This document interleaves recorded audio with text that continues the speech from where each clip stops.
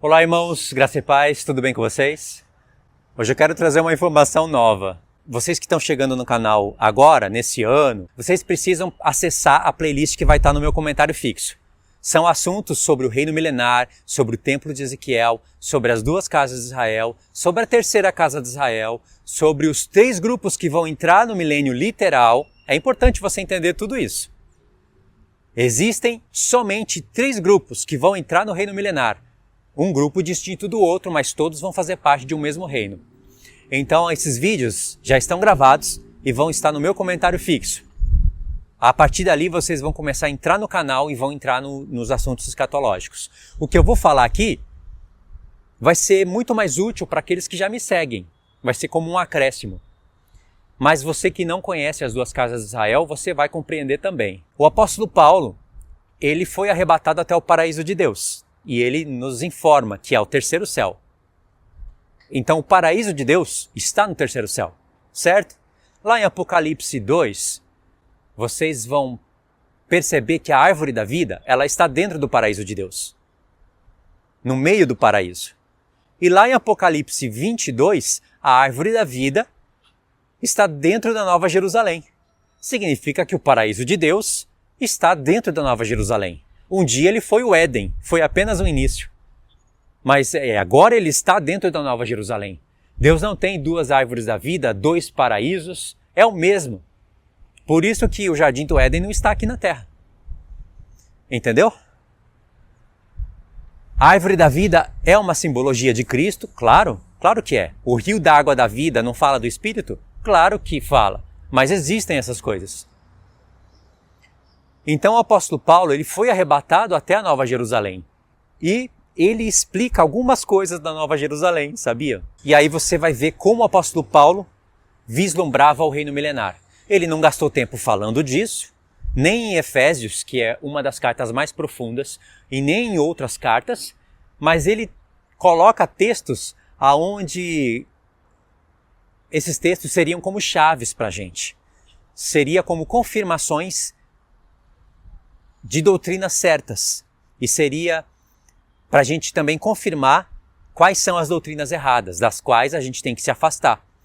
E o apóstolo Paulo disse em Efésios 2, quando nós estávamos mortos em ofensas e pecados, Deus nos deu vida juntamente com Cristo e nos fez assentar nos lugares celestiais em Cristo e nos abençoou com todas as bênçãos espirituais lá. Um texto bonito.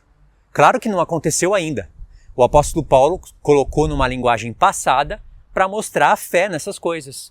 Para mostrar que nós também podemos chamar à existência as coisas que ainda não são.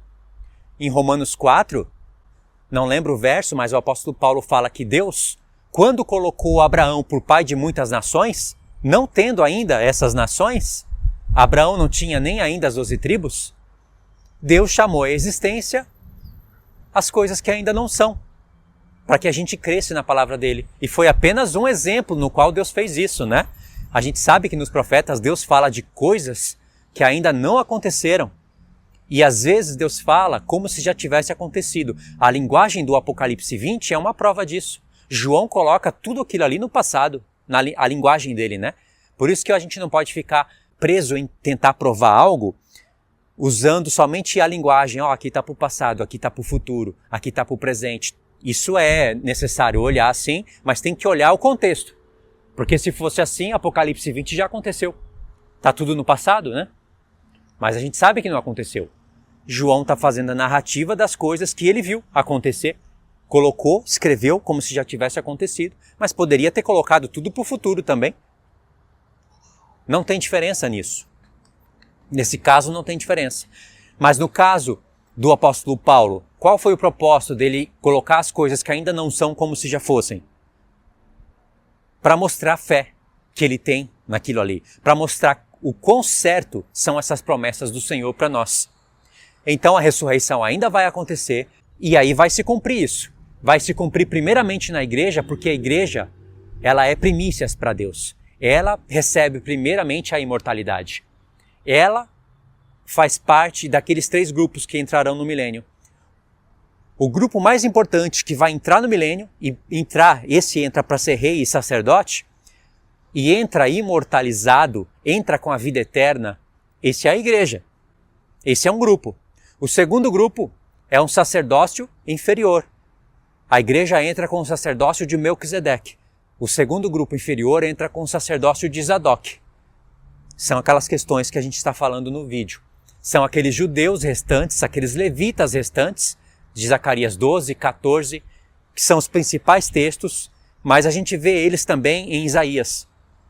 Eles entram no milênio também, e eles não vão entrar como nações restantes. E o terceiro grupo são as nações restantes. Não tem nenhum outro grupo que vai entrar no milênio com vida. São só esses três. Cada um com a sua hierarquia, cada um com as suas promessas, cada um com as suas recompensas.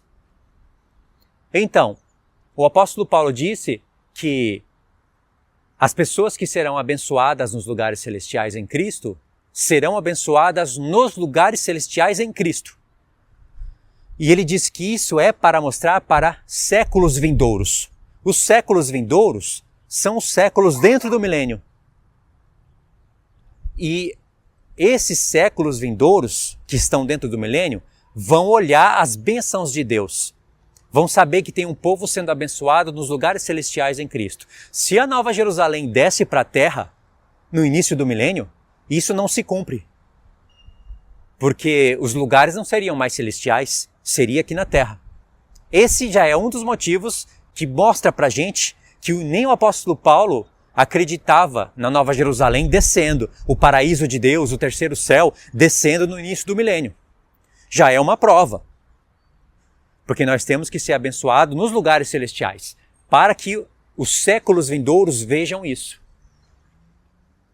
Ou seja, se não vai ter Nova Jerusalém na terra no milênio, tem que ter um outro templo, tem que ter uma outra visão compatível com as palavras dos profetas. E de fato tem o templo de Ezequiel, de fato tem as palavras de Zacarias, as palavras de Isaías, sendo interpretadas corretamente. Então aqui você já tem, cruzando um texto com o outro, você já tem uma prova, né? Ou vai dizer que a Nova Jerusalém vai descer do céu antes dos 1000 anos, interrompendo a linha do Apocalipse 20, contrariando aquela sequência que Deus colocou. E aí? Os lugares celestiais, aonde vai se cumprir essa promessa? Não se cumpre. Então muitas profecias terão que ser modificadas para que essa visão errada seja posta como certa, porque ela está errada. Então Efésios 2 já nos liga com o Apocalipse 21. Porque o Apocalipse 21, a Nova Jerusalém, está descendo do céu. Ou seja, as promessas de um povo ser abençoado nos lugares celestiais foram cumpridas. E aí a Nova Jerusalém está descendo. Vai ter céu ainda? Vai ter céu. Mas se a Nova Jerusalém está descendo, o terceiro céu já fica sem sentido. Já não tem um povo, não tem nem o Pai, né, no terceiro céu. Ele desceu. Entendeu?